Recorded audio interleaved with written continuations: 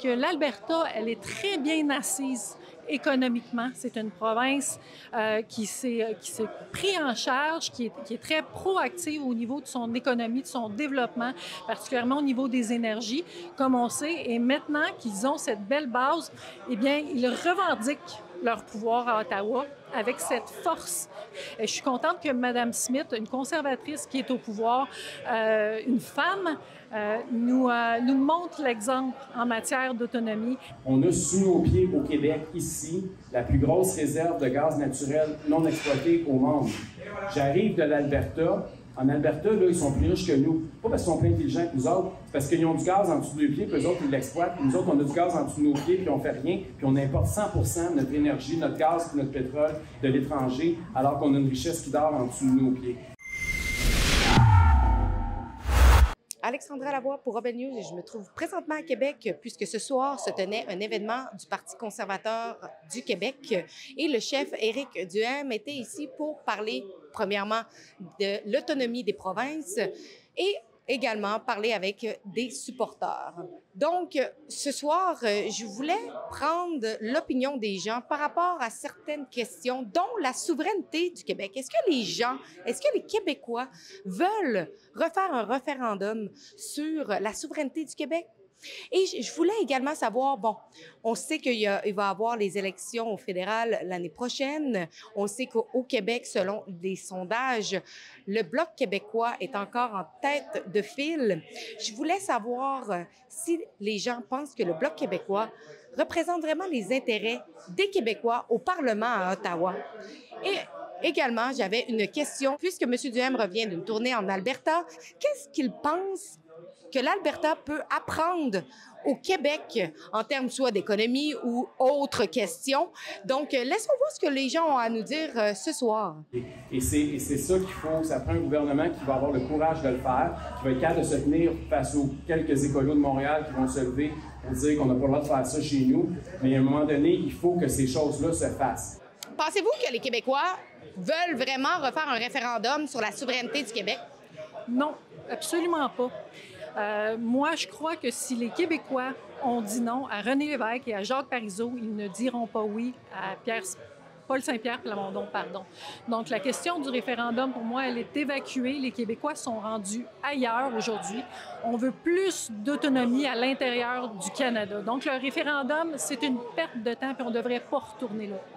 Quand on regarde ce que fait Patrimoine Canada, Santé Canada, Revenu Canada, puis on regarde l'ampleur du dédoublement ou l'ampleur de l'absurdité de certaines missions, comme Patrimoine Canada, qui dépense des centaines de millions en promotion de l'anglais au Québec, c'est évident que tout ça n'aura pas lieu, n'existera plus dans un Québec indépendant, et donc on doit le chiffrer. Oui, on veut reconnaître qu'on a une identité propre à nous, francophone, mais à quelque part, on voit que c'est pas la solution. On fait partie d'un pays aussi. Moi, j'ai été dans l'Ouest, j'ai travaillé dans l'Ouest à Vancouver. J'ai travaillé à Toronto. J'ai passé quand même 6-7 ans dans les deux places. Alors, ça m'a permis de voir autre chose que le Québec, puis voir aussi que on pourrait s'inspirer de certaines choses qui se font ailleurs, ici même. Non, pas du tout. Je crois qu'il n'y a pas vraiment de gens intéressés à repartir encore avec ce vieux débat-là. Pour quelle raison? Je pense que on a déjà joué dans ce film-là, puis ça fait quand même 2 référendums qui n'ont pas gagné. Il faut arrêter à un moment donné et aller de l'avant. Je pense que ça ralentit le Québec de toujours y aller avec des référendums. Puis je pense que ça n'aide pas le Québec. Les gens ne sont pas tellement connaisseurs de politique, selon moi, au Québec. Mais puis là, il y a un engouement pour le Parti québécois, mais c'est simplement parce qu'ils sont déçus de la CAQ. Mais lorsqu'il va arriver la période électorale, là, il va commencer à se parler que le Parti québécois va faire un référendum sur l'indépendance du Québec. Et c'est là que le vent va revenir dans le bon sens. Absolument pas. Je pense que ça nous amènerait à être, au lieu d'être comme l'Alberta au Canada, on se ramasserait un petit peu plus à être l'Haïti de l'Amérique du Nord. Je donne l'exemple, j'arrive d'Alberta, nous autres, cette année, on a eu un hiver doux. Eux autres, ça a été le contraire, c'était un hiver très froid. Ils ont eu pendant 2 semaines des moins 30, moins 40. Je pense que ça a même descendu à moins 50. Ils sont passés proches d'avoir un prix au niveau électrique parce qu'il y avait une surconsommation, évidemment.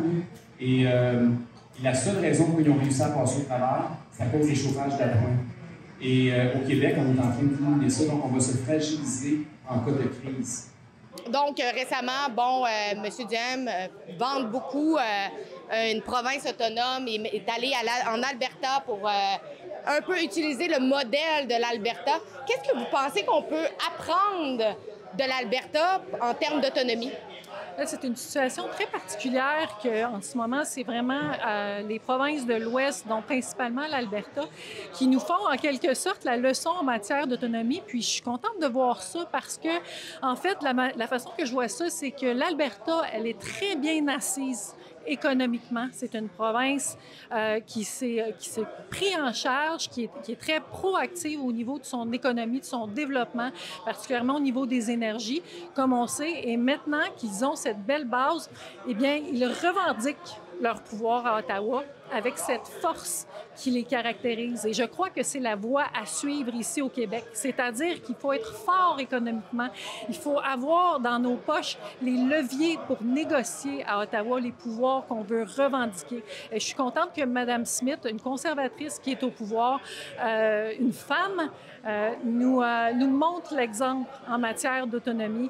Et c'est tout à notre avantage de tisser des liens avec les provinces qui revendiquent leur autonomie. Il y en a plusieurs ici au Canada, puis c'est une belle stratégie, puis je crois qu'on devrait aller là au Québec en matière d'autonomie. As Albertans, we love our Canada deeply. This is our home, and we are honored to be contributing members. But the way Ottawa has treated the province, most especially Alberta, is unacceptable. Albertans are demanding action to restore a relationship that respects Alberta's sovereign areas of provincial jurisdiction as defined by the Constitution.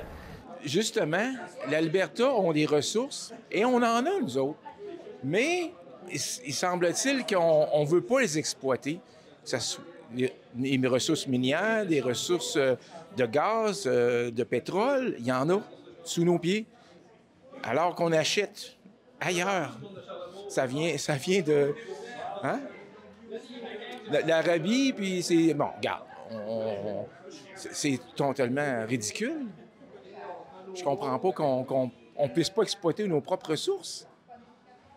Puis acheter ailleurs.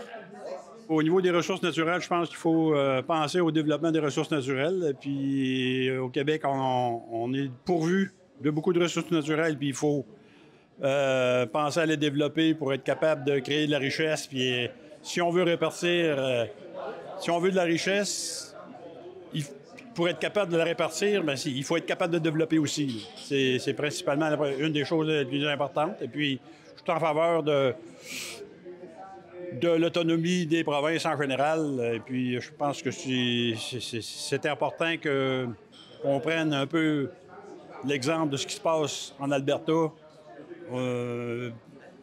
pour intégrer ça un peu au Québec, même si l'indépendance n'est peut-être pas nécessairement l'objectif final, mais au moins on peut être autonome et puis en même temps rester bénéficier de tout ce qui se passe au Canada.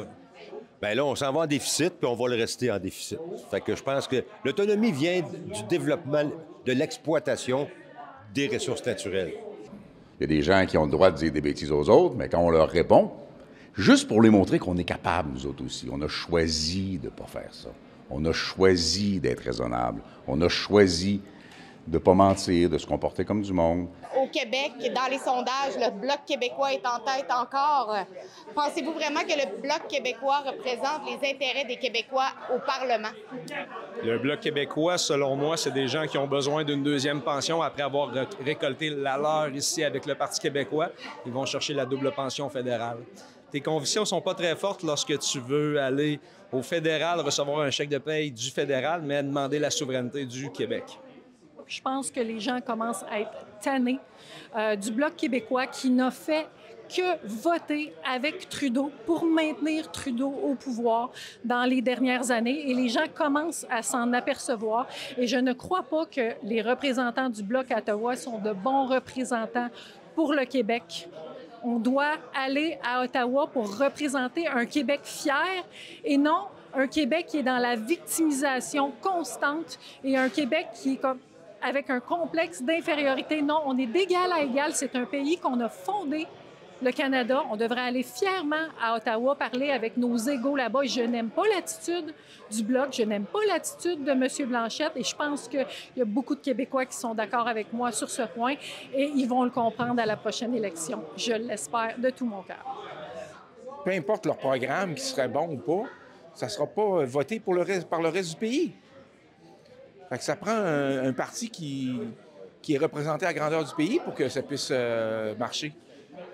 Je pense que non, puis je pense que le Bloc québécois n'a plus sa raison d'être. Il devrait carrément disparaître.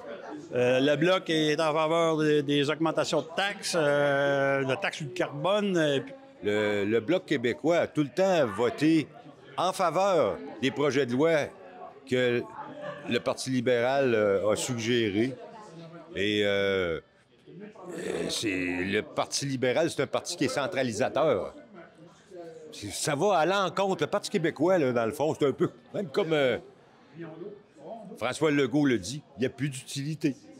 Ce que je demande au chef du Parti québécois, c'est de travailler avec moi à aller convaincre le gouvernement fédéral. D'ailleurs, j'ai le goût de lui demander, là, à quoi ça sert le Bloc québécois à Ottawa?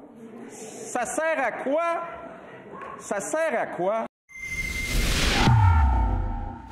N'oubliez pas d'encourager notre journaliste. Vous pouvez le faire à rebelfieldreport.com. Sur ce site web, vous pouvez donner généreusement et ceci va contribuer à supporter notre journalisme. Et merci en avance pour chaque donation.